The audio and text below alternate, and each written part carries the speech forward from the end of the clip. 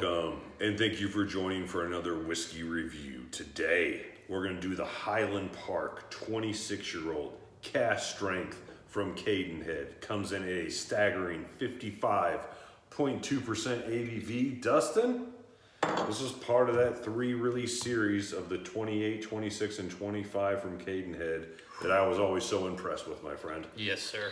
So we gushed almost embarrassingly about the 28-year-old. I think I gave it a 94 out of 100. Probably a bit of a steep score, probably more of a 91, 92. But this was a earlier release, and I'll give you the hard report. The 26-year-old that comes in at a very, very similar ABV. So Highland Park Distillery, sherry cask matured, Cadenhead 26-year-old. Dustin, I've had this bottle for a while. I've shared it with you many times. It's not quite the 28, but let's tell the folks what it is. Well, hey, I've told you, 28 is one of the few sherry whiskeys I've ever had. I would consider the $1,000 price point for. Excellent whiskey. Yeah. Instantly. Berries and milk chocolate. Oh chocolatey. I mean, it's just like... No, I've used milk chocolate a lot in whiskey reviews. This might be the most true example of milk chocolate on a whiskey. Well, you know, sometimes you're saying chocolate because there's hints of cocoa nibs and there's a little bit of oak transition here. This, like, if you told me they put a Hershey bar in this thing as part of its maturation, I'd be like, I get it. You're in Hershey, Pennsylvania. I've done the tour in Hershey, Pennsylvania. Oh, nice. As a young boy. And this is absolutely sitting in a chocolate factory. Yeah. It's that much of it. I will say there's definitely some oak spice on here.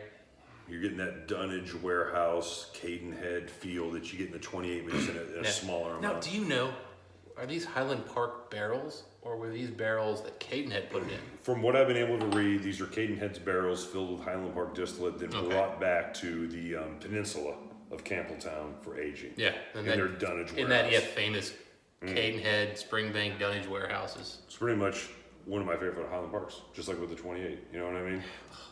This over-the-top sherry Highland Park, hardcore sherry Highland Park, in a cask that Highland Park necessarily wouldn't use. Now, so I've picked up a few Highland Park IBs recently that were non-Highland Park barrels and non-Highland Park aging, right? And I've noticed I don't get the sea salts and some of like the island characteristics. And again, I don't think Highland Park actually...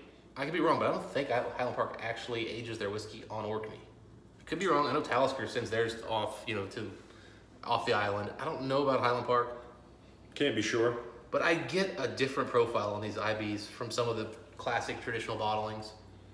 Well, I'm not sure about any of that. What I'm sure about is this is very reminiscent of that Campbelltown Dunnage Warehouse. They get from some of their excellent whiskeys again, like that 28, and like some of the other ones they have, some of the Springbanks and stuff that are the exceptional ones that I can just pick up that Dunnage maturation on them. Funky, chewy oak with milk chocolate and sherry, and that's what I'm looking for is a little bit of Highland Park peat. And I mean, if it's there, it's part of that chewy, funky oak. Very, very much in the background if it's there at all, Dustin. Just a twinge, speaking of things that are far from the background, just a twinge of that heather honey, but not much of it. But I tell you what, excellent sherry cask was used to age this whiskey, without question. Oh, unbelievable cask. I don't know if these are first fills, but they were highly active. Like maybe they did a 1 year, 6 months, finishing on something with these casks, and they went right into this. It wasn't heavily used cask, that's for sure. There was plenty left. Color alone tells us that one, but dark. But or this almost there could be a little bit of rechar action going on here. Maybe it was a first fill rechar. I don't know. Because I get a little bit of barrel char, just a hint. And again, I get that dirty Dunnage Warehouse. And we're talking probably 3 barrels that make up this. The 20 small batch. The 28 was, and forgive me for not knowing this off the top of my head. The 28 had like 360 or 380 barrels. I'm not quite sure. Bottles. Yeah. I'm not quite sure with this one, but it's very, very limited affair. Yeah. 300-400 total bottles on this particular one. It's so chocolatey. Starting to pick up some just nice vanilla notes here too, or maybe white chocolate. I would say more white chocolate than vanilla. Yeah, this is beautiful. This is absolutely one of the probably 15, 20 best sherried whiskeys on the nose I've had. It's not in the top 10, not top 5 like the 28 is, but this is way up there. And what does it is that Dunnage Warehouse note, and then I think the Highland Park malt is definitely adding a bit of complexity here. Mike, what do you got? Buddy, honey, deep, rich, dark sherry, old forest honey, dunnage, dirtiness, so gritty, so dirty. If this wasn't a first fill sherry cask, fine, you could convince me of that. You cannot convince me that was anything but a second fill that had less than 18 months of maturation in something else. Chocolate, white chocolate, milk chocolate, dark. This might be the first whiskey where all three chocolates are present for me. Milk, dark, and white. Yeah. All of them are there. The white chocolate is the lesser of all of them. The milk chocolate's the dominant note, but it is just a chocolate waterfall at a wedding that probably has marshmallows at it. Yeah. He probably had some red fruit just kind of drizzled in there somehow. I don't know how it got there, but the chocolate definitely had red fruits in it, and that's the sherry. It is, it's almost like old world oak. I mean, this is the kind of stuff you expect from like some bottle from the past, you know, where somebody's like, oh, check this, 1960s bottle. Check the oak character you get in this one. That's what I'm getting here. And as being a huge Highland Park lover as I am, it almost bothers me that Cadenhead got their distillate, aged it, and barreled it in a certain way that I think like, oh, maybe Highland Park should have went down this road at some point before. Yeah. And Highland Park is really well known for their casks. When you talk about sherry casks, they're not plain. Macallan, well known that they actually bought their own like sherry guys in Spain. They actually own them, and so they get their control. They have access. Highland Park through Edgedower has done something similar, I believe. Yeah, they're owned by the same parent company. Yeah, and so they've got access to some phenomenal casks themselves. They do a very good job with it. But clearly, the guys at Cadenhead, man, they're just better. Yeah, they know their business. That's why Springbank does so well, and also why Mike, they only put out a few hundred of these bottles. But I tell you what, I picked up 3 of these. Like I picked up 4 of the 28s. I initially, the first time I had any of these, thought to myself, this is quality. Yeah, it's shocking that you were able to get any of those bottles after the first one you got, because they should have been gone. They shouldn't have been in shelves. I had to be talked into the 28, the initial one, by our buddy J.O. from the Party Source. Yeah. He was absolutely right. I'll tell you what, I was at the Party Source, bought the same bottle. I remember I had like 3 bottles in my hand, and I was walking, and I just stopped and went, does that say 28 years old in Highland Park? Wow. And I'm going, it's 600 in the case, or 500 in the case, and it's 380 here. It was 380, and then the next thing I went to was, what's the ABV on this thing? Yeah. And then I was like, holy God, that's 55%. I mean, it checked every box. I said I had to buy it. Yeah. And it was one of those things that after you bought it, you said, well, of course, how bad could it have been? It was Highland Park. It was aged by Cadenhead. It was aged in Campbelltown. It was dirty, heavily sherried whiskey at a high ABV with a great age statement. My God. Yeah. It seems obvious now. A little of the smokes come out now with water. Agreed. Hint of plastic, just barely. It's more, it's good quality peat. Otherwise, I'm not getting anything distinctly different here. Maybe a bit of tar. Yeah. A bit of soot. Maybe. Tar, soot, smoke. Yeah. Kind of all in the same wheelhouse. Yeah, I mean, it's... Maybe like a really well-aged cherry that's covered in chocolate as well. Cherry soaked in brandy kind of thing. Meaty. Yeah, this has really gotten meaty since you added water. Before it was all chocolate, now meat. I was actually getting ready to say like there was almost like a smoked steak. Like they actually overcooked it. It wasn't a great steak to start with, and they overcooked it a bit. But it's flank steak, so they put it in the smoker for a long time. Yeah, exactly. It's flank steak. Yeah, exactly. You turn it into beef brisket. Yeah, it's been overcooked, but it's nice meatiness there. You did the best with what you had to work with. Yeah. You were trying to hide the fact. Maybe it was getting a little old or something. You just had to just kind of cook it heavy. You did the best with what you had to work with, and that's the best you can ask of anybody. Like I gave you, we're playing euchre, right? I gave you 4 9s and a 10. I'm not expecting to take 3 tricks. I'm expecting to just hold your own and possibly get a trick when you can. Does that make sense? Yeah. I'm with you. This just got way sweeter. Mind you, I don't know how to play euchre, so I'm just purely going and saying yes. But I get the whole best you can do. It got sweeter, Mike, but less chocolatey. More white chocolate. More white chocolate, yeah. All 3 chocolates are here, man. Still absolutely delicious. We've had this, and I'll let you get your notes here, but we had this maybe, I don't know, 3-4 months ago, and I remember thinking to myself, a lot of milk chocolate, a lot of sherry.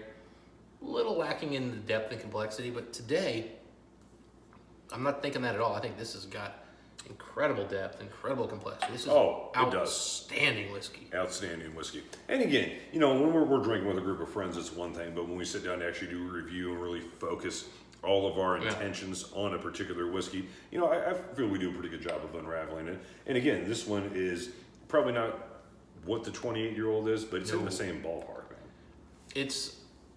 You can tell they're siblings. You can tell one's taller and is a better athlete. Yeah. And he gets better grades.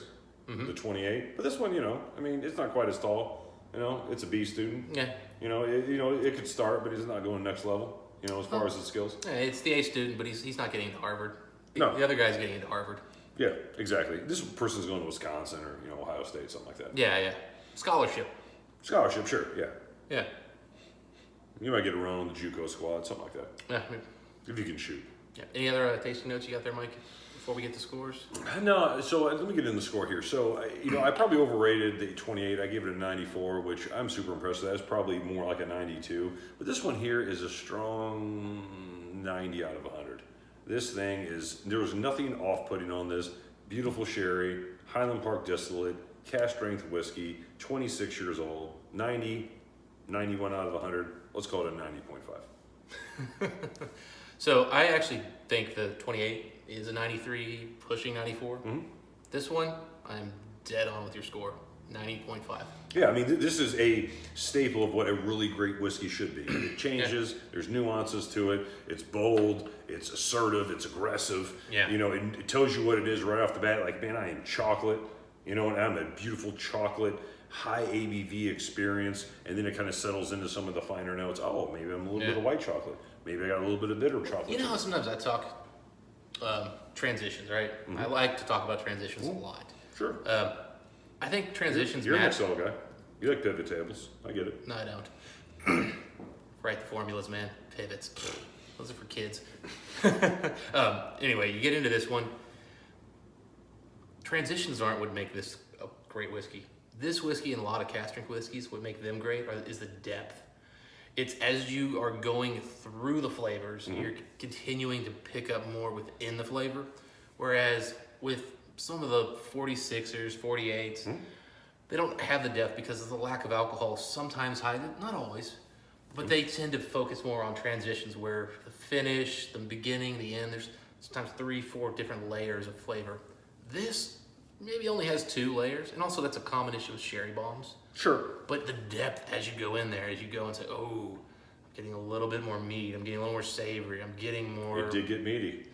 Getting more milk chocolate. Oh, no, that's dark chocolate. Oh, that's white chocolate. Yeah. That's what makes this thing so good, and that's what puts it in that 90-plus pedestal where we're talking about truly exceptional whiskey when we get in the 90s. Couldn't agree with you more, Dustin. This is something that always reminds me of the old saying, don't judge a book by its cover. And what I mean by that is its initial cover profile was heavy sherry, high alcohol ABV, you know what I mean? But as we kind of dug into it, we got those vanillas. We got that white chocolate. We got that honeycomb, that old world honey that maybe I've only seen its likeness in, say, about any ton 1401 as far as the darkness of the honey. Now, that was more honey to the whiskey. This is far more subtle, but it's still there, and it's the same rich honey. Yeah. Depth. This is just, it's deep. And again, we often say this, 26 versus 30, but there is something magic that happens around the 30 to 35-year-old age statements. Sure. We've not had as many as we'd like to have in that range. No, we have not. But when you get there, there's a depth that happens, and this is getting there at 26 years old, and that's rare. Very rare. Now, I sent this to the Montreal Whiskey Assassin along with the 28 and the Cavalan that we get to bring the folks, and along with the Lagavulin 24. So it was the least of the 4, he said. But again, I sent a bunch of bangers right there. Sent him some exceptional whiskey. But I think he kind of came in as an 88, and I said, you're shortchanging that slightly, my friend. I think this one's a slightly better whiskey than the Cavalan. We'll get to it. I think the Cavalan's a little bolder, though. All right, so you saw where me and Dustin and I had about a 90.5 out of 100 on this one. Great whiskey. If you get your hand on it, you're lucky because it's an extremely rare type of bottling. I want to thank one of my buddies in Chicago, Bishnica. He was able to get this 26 and 28 for me. So if you're watching, really appreciate you getting these bottles for me, man. It was a solid you did for me, so I really appreciate that. Dustin, we want once again thank everybody for watching and enjoying all these whiskey reviews with us. If you have any comments on this one, please do so in the comment section. Until next time, what do we wish the folks? Happy dunnage drinking. See you then.